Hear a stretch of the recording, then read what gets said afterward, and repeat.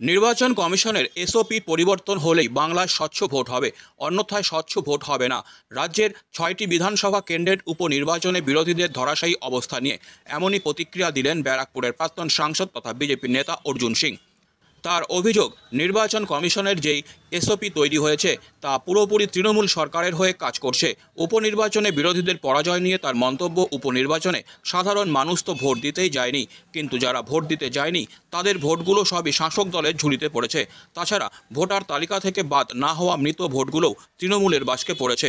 এদিন তিনি জোরের সঙ্গে দাবি করলেন, বিজেপির মূল এজেন্ডা থাকতে হবে নির্বাচন কমিশনের এসওপি পরিবর্তন করা।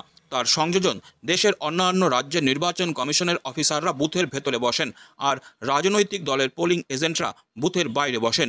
কেন্দ্রীয় বাহিনী ভোটার কার্ড চেক করে, স্থানীয়রা কেউ প্রিসাইডিং অফিসার হিসাবে থাকতে পারবেন না। তাছাড়া কেন্দ্রীয় সরকারি কর্মচারীকে মাইক্রো অবজারভার হিসাবে রাখতে হবে, তাহলেই বাংলায় অবাধ ও স্বচ্ছ ভোট সম্ভব।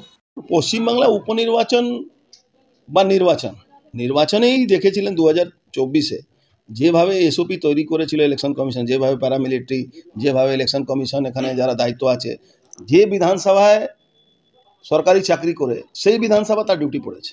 এই যে মানে এসওপি যে তৈরি হয়েছে ইলেকশন কমিশন, যে স্ট্রাকচার তৈরি হয়েছে, এটা টোটালটাই তো ফেভার করছে সরকারকে। আমরা বারবার বলছি কি ইলেকশন কমিশন যে এসওপি তৈরি করেছে সেই এসওপিটাই ভুল আছে, যেখানে প্রিজাইডিং অফিসার সেম বিধানসভা, পুলিং এজেন্ট সেম বিধানসভা। যতক্ষণ এই এসওপি বাংলায় চেঞ্জ হবে না ততক্ষণ কিন্তু হবে না, ঠিক হবে না। পশ্চিমবাংলা 6 বছর ধরে ওই কি একজন মুসলিম লোক আছে ইলেকশন কমিশনে বসে আছে, 6 ইয়ার, ওকে সরাচ্ছে না।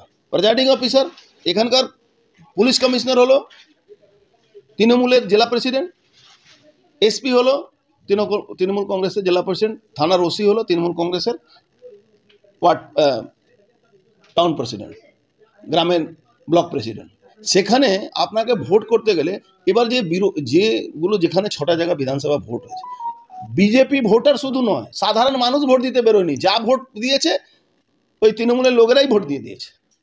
যারা হার্ডকোর, যারা একদম কর্মী আছে, ক্যাডার আছে, তারাই ভোট দিতে গেছে, বাদ বাকি সাধারণ মানুষ ভোট দিতে যায়নি।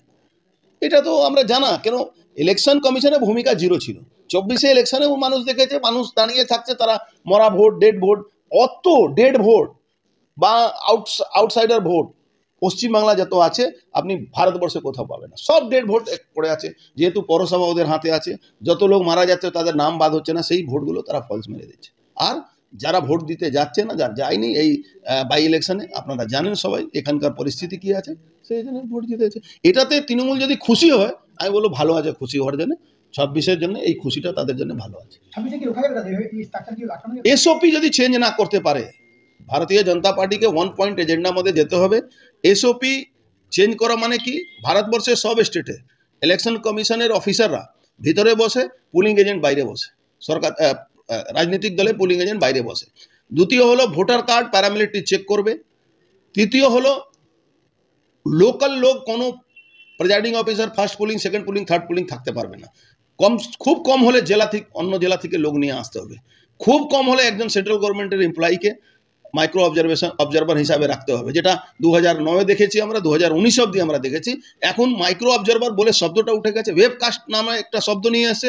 আপনারা দেখেছিলেন মানিকতলা ইলেকশনে আমি প্রমাণ করে দিয়েছিলাম কি ওয়েবকাস্টের নামে প্রহসন হচ্ছে। একটাই লোকই ভোট দিচ্ছে, ওর চোখে পড়ছে না যে ওখানে বসে আছে ইলেকশন কমিশনের লোক। এখন বলতেই পারে, কিন্তু মানুষ রায় কি জিতেছে না জিতেছে সে 2026-এ বোঝা যাবে। কেন ওখানকার মানুষ, আপনি যদি সার্ভে করুন, আপনাকে আমি বলছি আপনি সার্ভে করুন কত % লোক ভোট দিয়ে এসছে, আপনি দেখলে বোঝা যাবে।